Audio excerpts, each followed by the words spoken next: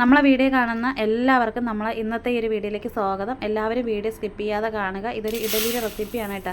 അപ്പോൾ എന്തായാലും ഇത് കാണുക. പിന്നെ കുക്കിങ്ങിൻ്റെ വീഡിയോ കണ്ട് പഠിക്കുന്ന മക്കളോ ആരെങ്കിലുമൊക്കെ ഉണ്ട്. പിന്നെ അതുപോലെ തന്നെ ഇഡലി ഉണ്ടാക്കിയിട്ട് ശരിയായി കിട്ടുന്നില്ല, പിന്നെ ഇഡലി പാത്രത്തിൽ ഇഡലി തട്ടിലൊക്കെ ഒഴിക്കുമ്പോഴത്തേക്ക് ഒട്ടിപ്പിടിക്കുന്നു, അങ്ങനെയൊക്കെ ഉണ്ടെങ്കിൽ എന്തായാലും ഈ ഒരു വീഡിയോ നിങ്ങൾ ഫുള്ള് കണ്ട് നോക്കണേ.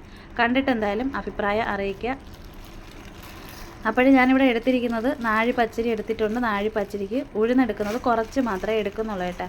അപ്പോൾ കുറച്ച് എടുക്കുമ്പോഴത്തേക്ക് നമ്മൾ നോക്കിയിട്ട് വേണം എടുക്കാനായിട്ടുള്ളൂ. നോക്കിയിട്ടെന്ന് പറയുന്നത് ഫുള്ളാ വേണ്ട, അതായത് മുക്കാലല്ല പകുതി കേട്ടോ, അര ഭാഗമാണ് ഞാൻ എടുക്കുന്നത്.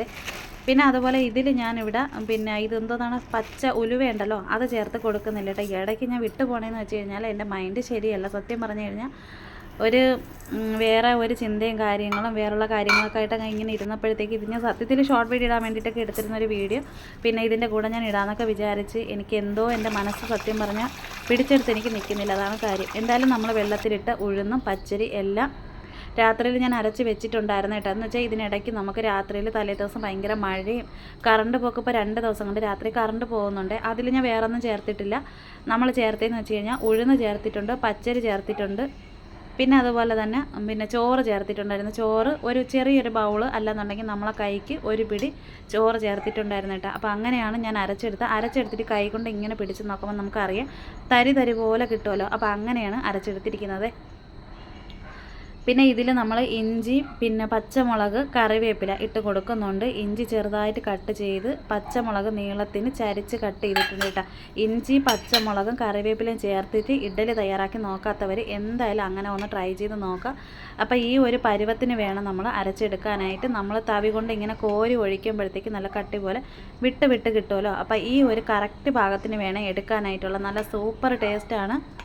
പിന്നെ അതുപോലെ തന്നെ ഉപ്പ് ഞാൻ ഇപ്പോഴും ചേർത്ത് കൊടുക്കാത്തതെന്ന് വെച്ച് കഴിഞ്ഞാൽ തലേ ദിവസം നമ്മൾ പച്ചരി അരച്ചെടുത്തല്ലോ, ചോറും ഉഴുന്ന് പച്ചരി ഇതെല്ലാം കൂടെ അരച്ചെടുത്ത സമയത്ത് ഞാൻ കുറച്ച് ഉപ്പിട്ട് കൊടുത്തിട്ടാണ് അരച്ചെടുത്തിട്ട് നമ്മളെ ചെറിയ സ്റ്റീലിൻ്റെ കുടുവം പാത്രത്തിൽ ഒഴിച്ച് വെച്ചതിന് ശേഷം കൈ കൊണ്ട് നന്നായിട്ട്, നേരത്തെയുള്ള വീഡിയോയിൽ ഞാൻ പറഞ്ഞിട്ടുണ്ട്, നേരിട്ട് നമ്മൾ അരച്ചിട്ട് ഒഴിക്കാനായിട്ട് നോക്കല്. നമ്മൾ അരച്ചെടുക്കുമ്പോൾ മിക്സിയുടെ ജാറ് ചൂടായിട്ടിരിക്കും, മാവ് നല്ല ഹീറ്റായിട്ടൊക്കെ വരുന്നൊക്കെ നമ്മൾ പറയുമല്ലോ, നല്ല ചൂടായിട്ടായിരിക്കും ഇരിക്കുന്നത്. അപ്പോൾ നമ്മൾ കൈ കൊണ്ട് നന്നായിട്ട് നല്ലതുപോലെ മിക്സ് ചെയ്ത് ആ ചൂടൊന്ന് മാറ്റിയിട്ട് വേണം അടച്ച് വെക്കാനായിട്ട്. പിറ്റേന്ന് രാവിലെ എടുക്കുമ്പോൾ നല്ല പൊലിപ്പം, അതായത് പൊന്തി വരുമല്ലോ, അപ്പോൾ അങ്ങനെ ഇരിക്കും കേട്ടോ.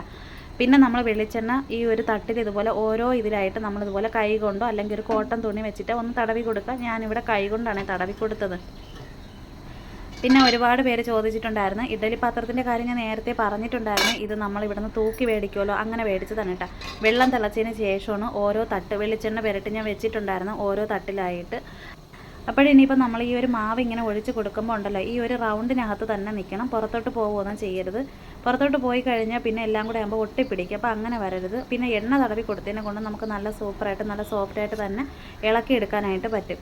പിന്നെ ഒരുപാട് ഞാൻ മിക്കുള്ള വീഡിയോയിലും കണ്ടിട്ടുണ്ട്, മാവ് ഇഡലിക്ക് എടുക്കുമ്പോൾ നല്ല ലൂസായിട്ട് എടുക്കുക. പിന്നെ അതുപോലെ ഇഞ്ചിയും പച്ചമുളക് കറിവേപ്പില ചേർക്കാതെയൊക്കെ ഇഡലിയൊക്കെ ഒത്തിരി പേര് ചെയ്തെടുക്കുന്നത് കണ്ടിട്ടുണ്ട്. പക്ഷേ നമ്മളെ ഇവിടെയൊക്കെ എന്ന് പറയുമ്പോൾ എനിക്ക് തോന്നുന്നു നമ്മളിങ്ങനെ കഴിച്ചിട്ടുള്ളത് കൊണ്ടായിരിക്കാം, അല്ലെങ്കിൽ നമ്മളെ ഇവിടെയൊക്കെ ഇങ്ങനെ ആയതുകൊണ്ടായിരിക്കും നമുക്ക് ഇഡലിയിൽ പിന്നെ കറിവേപ്പിലയും പച്ചമുളകും പിന്നെ ഇഞ്ചി ഇതൊക്കെ ചേർത്തിട്ട് നമുക്ക് ഇഡലി, അപ്പം നമുക്ക് ഇങ്ങനെയാണ് ഇഡലി എന്നുള്ള രീതിയിലാണ് നമ്മൾ കണ്ടിട്ടും കേട്ടിട്ടും കഴിച്ചിട്ടും അങ്ങനെയൊക്കെ ഉള്ള ഒരുപാട് കാര്യങ്ങൾ കേട്ടോ.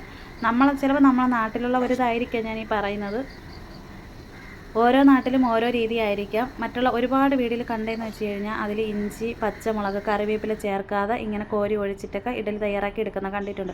പക്ഷേ അങ്ങനെ തയ്യാറാക്കി എടുക്കുന്നവർ എന്തായാലും ഇതുപോലെ തന്നെ ഇഞ്ചി പച്ചമുളക് കറിവേപ്പിലയൊക്കെ ചേർത്തിട്ട് തയ്യാറാക്കി കഴിച്ചതിന് ശേഷം എന്തായാലും അതിൻ്റെ ആ ഒരു അഭിപ്രായം ഒന്ന് അറിയിക്കണം കേട്ടോ. പ്രത്യേക ഒരു മണമാണ് ഇഞ്ചിയും പിന്നെ പച്ചമുളക് കറിവേപ്പിലയൊക്കെ ഇതിനകത്ത് തങ്ങി നിൽക്കുമ്പോഴത്തേക്ക്. അപ്പോൾ എന്തായാലും നമ്മൾ മൂന്നാമത്തെ തട്ടും വെച്ച് കൊടുത്തിട്ടുണ്ട്. പിന്നെ നമുക്ക് ഈ ഒരു ഇഡലി പാത്രത്തിൽ വരുന്ന മൊത്തം 4 തട്ടാണ്. 4 തട്ടെന്ന് പറയുമ്പോൾ ഒരു കണ്ണാപ്പ പോലത്തെ ഒരു തട്ടുണ്ട്. അത് നമുക്ക് ഇലയപ്പോ അല്ലെങ്കിൽ വീശപ്പോ കൊണ്ടല്ലോ അതൊക്കെ വയ്ക്കാൻ വേണ്ടിയിട്ടൊക്കെ എടുക്കുന്നതാണ് കേട്ടോ. അത് അതിൻ്റെ ഏറ്റവും അടിഭാഗത്ത്. പിന്നെ വെള്ളം നമ്മൾ വെച്ച് ആദ്യം ഒന്ന് തിളപ്പിച്ചെടുത്തിട്ടുണ്ട്. നല്ല ആവി വന്നതിന് ശേഷമാണ് ഓരോ തട്ട് വെച്ച് കൊടുത്ത് മാവ് നമ്മൾ ഒഴിച്ച് കൊടുത്തതിന് ശേഷം ഇനിയിപ്പോൾ നമ്മൾ തീ കുറച്ചിട്ടിട്ടാണ്. അപ്പോൾ എല്ലാ തട്ടിലും ആയിട്ടുണ്ട്. ഇനി ബാക്കി വരുന്നതെന്ന് വെച്ച് കഴിഞ്ഞാൽ മാവ് ഒരു കുഞ്ഞൊരു തീരെ ചെറിയ ഒരു ഇഡലിക്കായിരിക്കും വരുന്നത്. അത് ലാസ്റ്റ് ഞാൻ കോരി ഒഴിച്ച് റെഡിയാക്കി എടുക്കും കേട്ടോ. അപ്പോൾ എന്തായാലും നമ്മൾ ഇഡലിക്കൊക്കെ നേരത്തെ എല്ലാം ഒഴിച്ച് വെച്ച് നല്ല അടിപൊളിയായിട്ട് പൊന്തി വന്നിട്ടുണ്ട്. അപ്പോൾ നല്ല സൂപ്പറായിട്ട് നല്ല സോഫ്റ്റായിട്ട് നല്ല മണമാണ് കേട്ടോ. എന്ന് വെച്ച് കഴിഞ്ഞാൽ ആ ഒരു ഇഞ്ചിയുടെയും കറിവേപ്പിലയുടെയും പിന്നെ പച്ചമുളകിൻ്റെ ഒക്കെ അങ്ങനെ ആ ഒരു മണം ഉണ്ടല്ലോ, ആവി ഇങ്ങനെ വരുമ്പോൾ തന്നെ അറിയാനായിട്ട് പറ്റും. പണ്ട് കാലം മുതലേ ഇങ്ങനെ ഇതുപോലെ ഇഡലി നമ്മൾ മറ്റേ സാധാരണ എന്ന് വെച്ച് കഴിഞ്ഞാൽ നമ്മൾ ആട്ടുകല്ലിലൊക്കെ നമ്മൾ അരച്ചെടുക്കുന്ന ഇഡലി ഉണ്ടല്ലോ അതേപോലത്തെ മണം. അന്ന് അതിലൊക്കെയാണെന്നുണ്ടെങ്കിൽ നമ്മൾ ആട്ടുകല്ലിൽ അരച്ചെടുക്കുമ്പോഴത്തേക്ക് അതിൻ്റെ കൂടെ ഇട്ടിട്ടാണ് ലാസ്റ്റ് ഒന്ന് ചതച്ച് എടുത്ത് വെക്കണം. ഇപ്പോഴെന്ന് പറയുമ്പോൾ നമ്മൾ അരി അരച്ച് എല്ലാം പാത്രത്തിൽ വെച്ചിട്ട് പിറ്റേന്ന് രാവിലെയാണ് കേട്ടോ ഇഞ്ചിയും പച്ചമുളക് കറിവേപ്പിലയൊക്കെ ചേർത്ത് കൊടുക്കുക. നിങ്ങൾക്ക് വേണമെന്നുണ്ടെങ്കിൽ തലേ ദിവസം നമുക്ക് ചേർത്ത് വയ്ക്കാം. തലേ ദിവസം ചേർക്കുമ്പോഴത്തേക്ക് കൂടുതലായിട്ടുള്ള ആ ഒരു ഇത് വരും. പിന്നെ ഇതൊന്നും നമ്മൾ തട്ടെടുക്കുമ്പോൾ ശ്രദ്ധിച്ചെടുക്കാൻ പറ്റും. ഞാനിപ്പോൾ ഇത് വെച്ചിട്ടാണ് എടുക്കണം. അല്ലാതെ നമ്മൾ കൈ കൊണ്ട് ഇങ്ങനെ ചെന്നിട്ട് തട പിടിച്ചിട്ടൊക്കെ എടുക്കാൻ നോക്കുകയാണെന്നുണ്ടെങ്കിൽ കൈയൊക്കെ പൊള്ളും കേട്ടോ. അപ്പോൾ എന്തായാലും നമ്മൾ ഇഡലി ഓരോന്നോരോന്നായിട്ട് ഇങ്ങനെ തിരിച്ചെടുക്കുന്നുണ്ട് കേട്ടോ. നല്ല അടിപൊളിയായിട്ട് തന്നെ ശരിയായി വന്നിട്ടുണ്ട്. ഇത് കാണുമ്പോൾ നിങ്ങൾക്ക് അറിയാമല്ലോ. പിന്നെ അരി അരച്ചെടുക്കുന്ന സമയത്ത് എനിക്ക് വീഡിയോ എടുക്കാൻ പറ്റും. പെട്ടെന്ന് കറണ്ട് വരുന്നു പോകുന്നു കിട്ടിയ സമയത്ത് ഞാൻ അരി അരച്ചെടുത്തതാണ്. പിന്നെ സാമ്പാറിന് ഞാൻ വെച്ചിട്ടുണ്ടായിരുന്നു കേട്ടോ. നമ്മൾ ചെറിയ കുക്കറിൽ വെച്ച് വെളിച്ചെണ്ണ തടവിയതിനെ കൊണ്ടാണ് കുക്കറിൻ്റെ അടപ്പിൻ്റെ മുകളിലൊന്നും ഒരു തുള്ളി പോലും വന്നിട്ടില്ല.